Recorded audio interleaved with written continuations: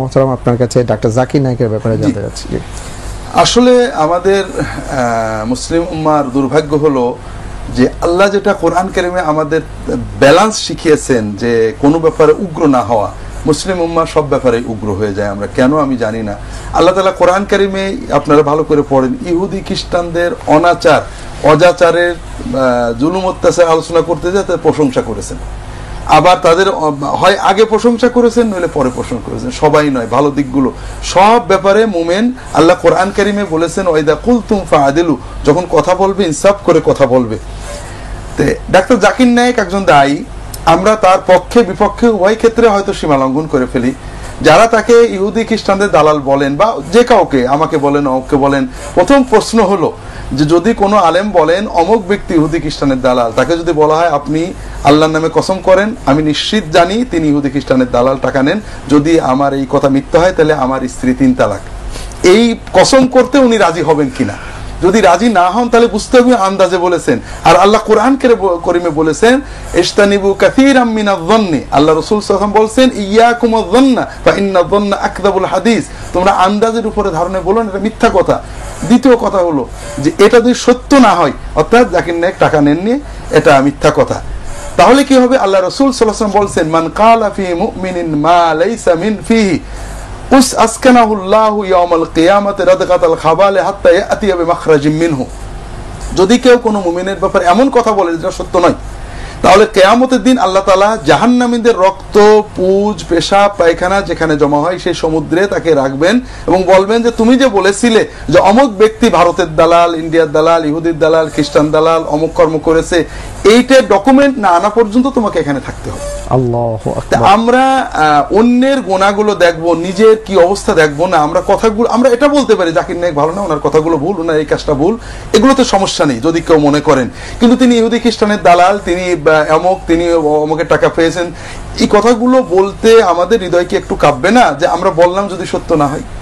এইবার তার কথায় আসি। আমরা ইসলাম বলতে কি বুঝি? ইসলাম বলতে যদি রাসূলুল্লাহ সাল্লাল্লাহু আলাইহি ওয়াসাল্লাম সাহাবীদের ইসলাম বুঝি, তাহলে জাকির নায়েকের ওয়াজ শুনে আজ পর্যন্ত কোন মুসলমান ইসলাম ছেড়ে ইহুদি খ্রিস্টান হয়েছে এমন কোন নজির নেই। কিন্তু ইসলাম বলতে যদি আমরা হানাফি মাযহাব বুঝি বা অন্য কোনো কিছু বুঝি, তাহলে তিনি ইসলামের শত্রু হতে পারেন, কারণ তার ওয়াজ শুনে অনেকে হানাফি মাযহাব ত্যাগ করে। কিন্তু আমরা তো জানি মাযহাব হানাফি, শাফি, হাম্বলি, মালিকি যে কোনো একটা হলেই সে মুসলমান থাকে। কাজেই অগণিত লক্ষ লক্ষ বেদিন মুসলমান যারা দিন বুঝতেন না, তারা তার কথাই দিন শুনছেন, অমুসলমানরা দিনের বিষয়ে জানছেন, তিনি একটা ভালো কাজ করছেন। তবে তার কাজের ভিতরে তিনি একটা ভালো কাজ করছেন বলে তার সবই খারাপ বা সবই ভালো এটা ঠিক নয়। তার কাজে আমি ব্যক্তিগতভাবে দুটো বিষয় মনে করি তিনি যদি এটা না করতেন খুবই ভালো হতো। একটা হলো একজন দায়ী বিতর্কিত মাসআলায় না যাওয়া উচিত। তিনি আলেম নন, তিনি দায়ী, আল্লাহ তাকে অসাধারণ মেধা দিয়েছেন। ইসলামের তুলনামূলক আলোচনা, অন্যান্য ধর্মাবলম্বীদের সামনে ইসলামের সৌন্দর্য ফুটিয়ে তুলতে তিনি অতুলনীয় খেদমত রেখেছেন, যেটা আমরা কেউই পারিনি, যেটা আগে আলেমরা করেছেন। দুঃখজনকভাবে বর্তমান যুগে একজন আলেমও এই কাজ করছেন না। আলেমদের দায়িত্ব তিনি পালন করছেন, তিনি নিঃসন্দেহে প্রশংসা পাওয়ার যোগ্য।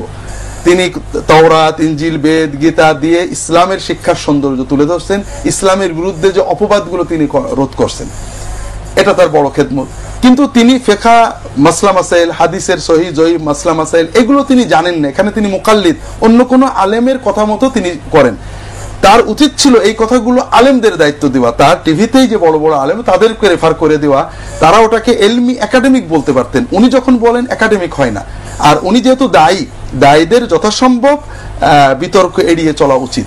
তবে উনি যেগুলো বলেন, উনি আমার জানা মতে ডাক্তার জাকির নায়েকের বিরুদ্ধে যারা বইটই লিখেছেন তার বইয়ের ভিতরে তার যে অভিযোগগুলো আছে, অভিযোগের ভিতরে কোনো সারবক্ত আমি পাইনি। ছোটখাটো যে বিষয়, যেমন তিনি মাতৃভাষায় খুতবা দিতে বলেন, এটা তো ইমাম আবু হানিফার অনেক মত আছে, সৌদি আরবের সব আলেমরা বলেন।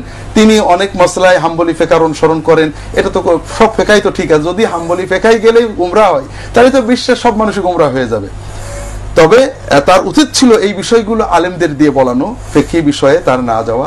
আর আমরাও বলবো যে আপনারা তিনি একটা বিষয় বলেছেন বলেই তার কথাটা ফিকহি বিষয়ে সঠিক এটা মনে করার কারণে আলেমদেরকে প্রশ্ন করবেন।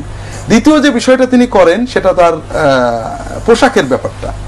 তিনি সহিহ হাদিসের কথা বলেন, এজন্য তার উচিত ছিল সহিহ হাদিস নির্দেশিত কোনো পোশাক পরা, অন্তত হাদিস তিনি টাই ব্যবহার করেন, এটা অতীত কাল থেকেই বিতর্কিত পোশাক, অনেক আলেম এটাকে হারাম বলেছেন। প্যান্ট শার্ট যদিও কেউ হারাম বলেননি, এটা দায়ের জন্য না পড়লেই ভালো হতো, তারপরও তিনি প্যান্ট টাকনোর উপরে পরেন, দাড়ি সুন্নত মতো রাখেন, তিনি সহি হাদিসে যা আসছে মানার জন্য সর্বাত্মক চেষ্টা করেন। আমরা বলবো তার টাই পরাটা অনুচিত হয়েছে, এটা অধিকাংশ আলেম হারাম বলেছেন। কিন্তু একটা লোক টাই পরেছে, ওটা হারাম হলেও আমাদের সমাজে আলেমদের ভিতরে আমরা দিনদাররা অনেক হারাম কাজ করছি, তার একটা হারামের জন্য তার অগণিত বড় বড় খেদমত অগ্রহণযোগ্য হয়ে যাবে এরকম মনে করার কারণ নেই। আর যেখানে ফিকহি বিতর্ক আছে, ইখতিলাফি বিষয়ে আমি আমার মতটাকে হারাম মনে করলো, অন্যান্য ফকি অনেক আগে থেকেই, শুধু জাকির নায়েক, মিশরের, সৌদি আরবের অনেক আলেম আগেও টাইকে জায়েজ বলেছেন। তবে আমরা এটাকে অবৈধ বলার পক্ষে জোরালো মত পাই, ওনার এটা বর্জন করা উচিত ছিল। যারা দিনের ভালো চান আমরা অনুরোধ করব, সুযোগ থাকলে তাকে অনুরোধ করার, যে আপনি যেহেতু আল্লাহর দিনের দায়ী, বিতর্ক আসে, যেমন আমরা আল্লাহ রসুল সাল্লাল্লাহু আলাইহি ওয়াসাল্লাম এটা শিখিয়েছেন যে ইত্তাকু মাওয়াকিআত তুহাম, যে কাজটা করলে মানুষ তোমার বিরুদ্ধে খারাপ ধারণা করতে পারে, অপবাদ দিতে পারে, এই কাজগুলো করো না। রাসূলুল্লাহ সাল্লাল্লাহু আলাইহি ওয়াসাল্লাম এর নমুনা দেখিয়েছেন। রাসূলুল্লাহ সাল্লাল্লাহু আলাইহি ওয়াসাল্লাম মসজিদে ইতিকাফ করছেন, হযরত সফিয়া তার স্ত্রী তার কাছে এসেছেন, কিছু কথা বলে চলে যাবেন, রাসূলুল্লাহ সাল্লাল্লাহু আলাইহি ওয়াসাল্লাম তাকে আগিয়ে দিচ্ছেন।